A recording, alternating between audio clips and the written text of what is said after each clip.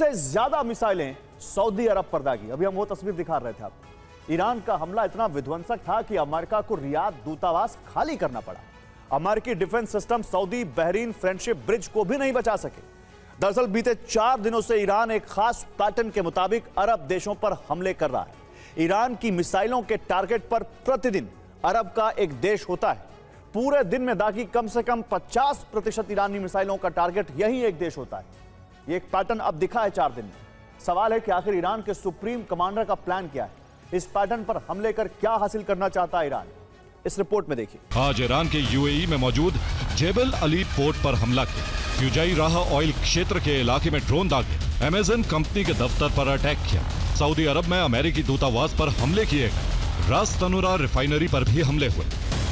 Bahrain में शेख ईजा base पर fuel tank तबाह कर दिए। यूएस नेवी की 5वीं फ्लीट के मुख्यालय पर मौजूद प्रमुख कमांड बिल्डिंग को तबाह कर दिया गया। 22 फरवरी को युद्ध शुरू होने के बाद ईरान ने अरब के कई देशों पर हमला किया, लेकिन सबसे भीषण अटैक यूएई पर किए गए। ईरान ने दुबई इंटरनेशनल एयरपोर्ट, जायद एयरपोर्ट पर मिसाइलें दागी। बुर्ज अल अरब होटल पर ड्रोन से अटैक किया। इसके अलावा ईरानी ड्रोन यूएई के पाम जुमेरा द्वीप पर भी गिरे। ईरान ने यूएई के जबेल अली पोर्ट और अल दफरा एयरबेस पर भी कई मिसाइलें दागी। इसके बाद 1 मार्च को सबसे बड़ा हमला बहरीन पर किया गया। ईरान ने बहरीन एयरपोर्ट पर हमले किए। राजधानी मनामा पर भी मिसाइलों से हमला किया। ईरान ने इस दिन सबसे ज्यादा मिसाइलें अमेरिकी नेवी की 5th फ्लीट के हेडक्वार्टर पर दागी। 2 मार्च को ईरान का प्राइमरी टारगेट कुवैत बना। कुवैत में मौजूद कैंप आरिफजान अली अल सलेम एयरबेस, कुवैत सिटी और अमेरिकी दूतावास पर भीषण हमले किए गए। ईरान के कई हमले कामयाब भी रहे। इसके अलावा 2 मार्च खत्म होते होते सऊदी अरब को भी निशाना बनाया। प्रिंस सुल्तान एयरबेस और रास तनुरा रिफाइनरी पर ईरान ने कई मिसाइलें दागी।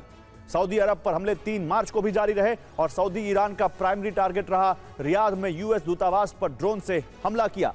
इसके बाद दूतावास को बंद करना पड़ा और इसके अलावा आज फिर रास तनुरा रिफाइनरी पर मिसाइलें दागी गई। और देखिए, इस बीच एक बड़ी खबर है। इन सभी देशों की सुरक्षा की गारंटी अमेरिका के पास है। हर रोज एक देश को दहलाकर ईरान ये साबित करना चाहता है कि यूएस अरब में किसी देश की रक्षा नहीं कर सकता। अरब के देशों को यह संदेश देने की कोशिश है कि अमेरिका का सहयोगी होने का मतलब अटूट सुरक्षा कवच मिलना नहीं है।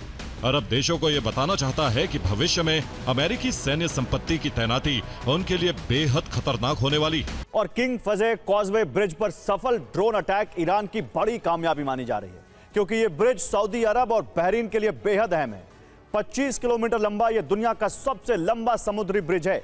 इसे साल 1986 में बनाया गया था। यह पुल बहरीन को सऊदी अरब से जोड़ता है। ब्रिज सऊदी बहरीन का एकमात्र लैंड कनेक्शन है। इसके अलावा बहरीन की सरहद सीधा किसी देश से नहीं जुड़ती। बहरीन और अमेरिका के लिए इस ब्रिज का बड़ा रणनीतिक महत्व है। दरअसल बहरीन में बने अमेरिकी 5th फ्लीट के हेडक्वार्टर को तेल की सप्लाई इसी पुल के जरिए होती है।